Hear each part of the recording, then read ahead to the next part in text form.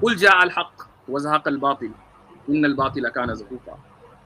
آج جو ہوا ہے وہ ایک تاریخی واقعہ ہوا ہے، اور وہ یہ کہ سب سے پہلے سچوالا نے یہ کہا کہ بھئی میں تو جاننے والا آدمی ماننے والا آدمی نہیں ہوں، لیکن آخر کار وہ آدھے مومن بن کر آج جا رہے ہیں خدا کی ذات اور اس کی صفات کے قائل ہو کر۔ دوسرا بڑا کام آج یہ ہوا کہ سچوالا جو قرآن کے مقابلے پر مختلف صورتیں گڑھتے ہیں، اس کے بارے میں انہوں نے یہ اعتراف کر لیا کہ ان کی صورتوں کے اندر جھول ہے، لہٰذا وہ قرآن کے چیلنج کا جواب نہیں ہو سکتی۔ آج کی اسٹریم میں انہوں نے یہ بھی اعتراف کر لیا کہ وہ عربی زبان نہیں جانتے، اور اس کا ثبوت یہ ہوا کہ ہم نے الایام کی جو پہلی عبارت ان سے پڑھوائی، نہ وہ عبارت پڑھ پائے اور نہ ہی وہ اس کا صحیح سے ترجمہ کر پائے۔ قرآن کریم تو بہت بڑی بات ہے۔ ہم نے 2 دلیلیں دیں، مجھے 3 دلیلیں دینی تھی، لیکن وقت کی قلت کی وجہ سے میں نے 2 دلیلیں ایسی دی ہیں کہ جن سے یہ قرآن کا اعلیٰ ترین ذہانت کی طرف سے نازل ہونا ثابت ہوتا ہے۔ پہلی دلیل ریاضی کی تھی اور دوسری دلیل سائنسی تھی۔ تیسری بات جو آج ہوئی وہ یہ کہ سچوالا کا شروع سے لے کر آخر تک یہ اصرار رہا کہ چونکہ اللہ قرآن کریم میں 3rd پرسن کے طور پر استعمال ہوا ہے، اور 3rd پرسن کے طور پر استعمال ہونے کا مطلب یہ ہے کہ یہ قرآن اللہ کا کلام نہیں ہے۔ اس اصول کا ہم نے ان سے جسٹیفیکیشن مانگا کہ آپ اس اصول کو کہیں سے، یونانی سے، سریانی سے، عبرانی سے، بھوٹانی سے، کسی بھی زبان سے آپ ثابت کر دیں، وہ کسی بھی زبان سے اس کو ثابت نہیں کر پائے۔ واضح رہے کہ یہ قرآن کا اصول نہیں ہے بلکہ زبان کا اصول ہے، اور زبان کے اصول کو ایکسٹرنل سورس سے ہی ثابت کیا جائے گا۔ انہوں نے مجھ پر یہ الزام لگایا کہ میں حسن نظامی کی کتاب سے قرآن کو سچا ثابت کر رہا ہوں۔ یہ الزام جھوٹ اور بہتان تھا، چونکہ میں نے حسن نظامی کی کتاب سے قرآن کو سچا ثابت نہیں کیا، بلکہ میں نے حسن نظامی کی کتاب سے سچ والا کے خود ساختہ اصول کو جھوٹا ثابت کیا ہے، اور الحمدللہ ان کے پاس صبح قیامت تک کا ٹائم ہے، وہ یہ ثابت کر دیں کہ مصنف کا مصنف ہونے کے لیے، مانے جانے کے لیے پورے اس کی کتاب میں اس کا 1st پرسن ہونا ضروری ہے۔ جیسے ہی وہ 3rd پرسن استعمال کرے گا تو وہ مصنف کے نام سے ڈسکوالیفائی ہو جائے گا۔ اس کا ٹائم میں صبح قیامت تک ان کو دیتا ہوں۔ جس دن وہ یہ اصول ثابت کر دیں گے اس دن وہ میرے پاس آئیں، اور میں ان کو قرآن کریم کی آیتیں بھی پڑھ کر سناؤں گا کہ کہاں اللہ تعالیٰ نے 1st پرسن کے طور پر خطاب کیا ہے اور کہاں نہیں کیا ہے۔ لیکن وہ دلیلیں اس وقت دی جائیں گی جب وہ اپنے اصول کو جسٹیفائی کر دیں۔ تو الحمدللہ آج ساری دنیا نے دیکھا کہ سچوالا جو اپنی عربیت کا کے زام میں ادھر اسٹریم پہ جا رہے ہیں، ادھر اسٹریم پہ جا رہے ہیں،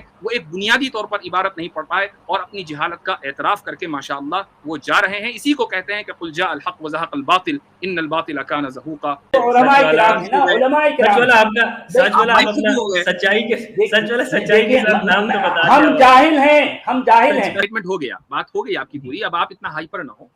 ساحل صاحب آپ کیا کہہ رہے تھے؟ آپ کی بات جی میں یہ کہہ رہا تھا کہ آپ جی آپ نے ایک ویڈیو بنائی تھی جی جس میں آپ نے یہ بات کہی تھی کہ ابو بکر صدیق جو ہے وہ خود عائشہ کا رشتہ محمد صاحب کے پاس لے کے گئے تھے، یہ سوچ کے کہ اب ان کے پاس کچھ ہے نہیں، کون خیال رکھے گا۔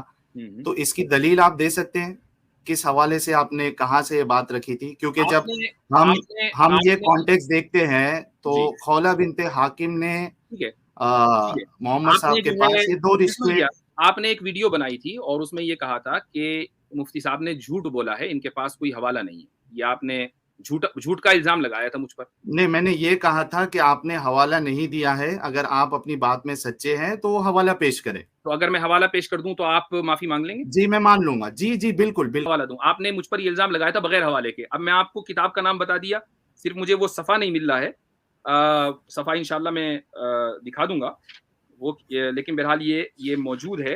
عبارت پڑھ دے وہی تو مجھ کو 1 منٹ رکیے تاکہ میں آپ کو جی یہ آ گیا۔ دوسری طرف یہ ہوا کہ جب خاندان کے لوگ حضرت صلی اللہ علیہ وسلم کے لیے مناسب رشتہ تلاش کر رہے تھے، ابو بکر کے دل میں خیال آیا کہ حضرت سودا بوڑھی ہیں، چند دن کے مہمان ہیں، اگر کسی مناسب جگہ آپ کا رشتہ ہو جاتا تو بہتر تھا۔ اس وقت حضرت عائشہ بچی تھیں اور دوسری کوئی صاحبزادی ان کی نہیں تھی۔ آپ نے خیال کیا عائشہ بھی بچی ہیں، نکاح کے لائق نہیں ہے، مگر انہوں نے سوچا کہ حضرت سودا بوڑھی عورتیں بظاہر زیادہ دنوں کی مہمان نہیں ہے، مگر اللہ تعالیٰ نے ان کی عمر میں برکت فرمائی اور وہ حضور صلی اللہ علیہ وسلم کے بعد تک زندہ رہیں۔ अच्छा हाँ, आगे अगले पैराग्राफ में उधर हुजूर सल्लल्लाहु अलैहि वसल्लम 2 मरतबा ख्वाब में हजरत आयशा को देख चुके थे और फरिश्ता कह चुका था कि वो आपकी बीवी हैं। चुनाचे जब हजरत अबू बकर ने पेशकश की तो आयशा रजी अल्लाह अन्हा से हुजूर सल्लल्लाहु अलैहि वसल्लम का निकाह हो गया, मगर वो शोहर के घर भेजने के काबिल नहीं थी, इसलिए सिर्फ निकाह हुआ, रुखसती अमल में नहीं आई। लीजिए, हो गया।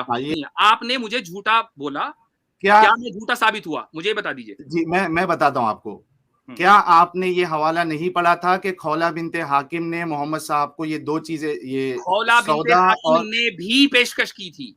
दोनों में कोई तारुज नहीं है। नहीं, इसमें भी नहीं है ना, इसमें हाँ मैं बताता हूँ। तजाद है, तजाद ये है, तजाद, हाँ तजाद हजरत तजाद जी तजाद ये है कि जो इसमें जो वाकया आया है कि खौला बिनते हाकिम ने जब ये पेशकश की तो मोहम्मद साहब ने कहा कि जाके रिश्ते की बात करो।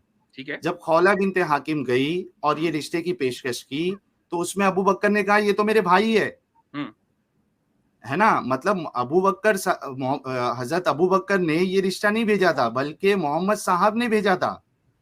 क्या आपको ये चीज का पता नहीं था? नहीं, दोनों चीजें हैं।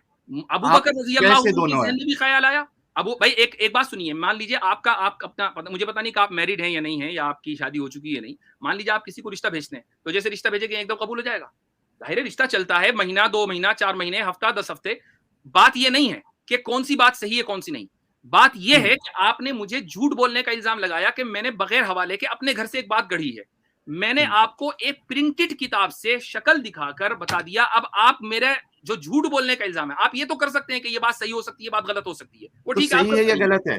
नहीं, वो आप करते रहिए, वो आपकी जिम्मेदारी है। सवाल ये कि आप बताइए ना, आप मुफ्ती साहब है कि नहीं, आप झूठ बोलने का इल्जाम वापस लेते हैं कि नहीं लेते?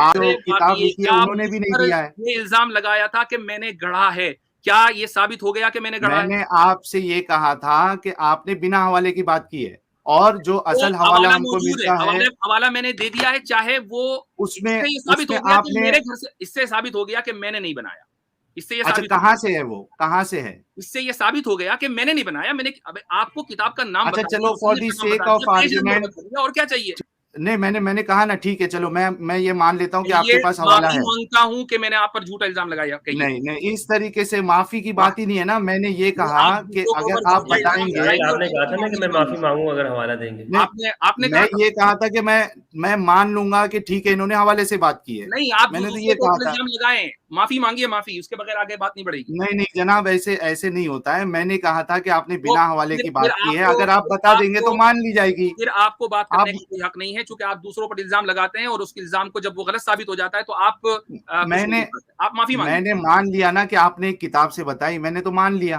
तो आपने चूंकि मुझ पर झूठा होने का इल्जाम लगाया है, आप उस इल्जाम को माफी मांगिए कि मैंने आप पर गलत इल्जाम लगाया, मैं माफी मांगता हूँ, आई एम सॉरी। मैंने ये सुन लीजिए, मैंने ये कहा था कि आपने बिना, अरे भाई अगर आपको सॉरी सुनना है, आपको इससे खुशी होगी तो मैं 10 बार सॉरी बोल देता हूँ, उसमें कोई मसला नहीं है।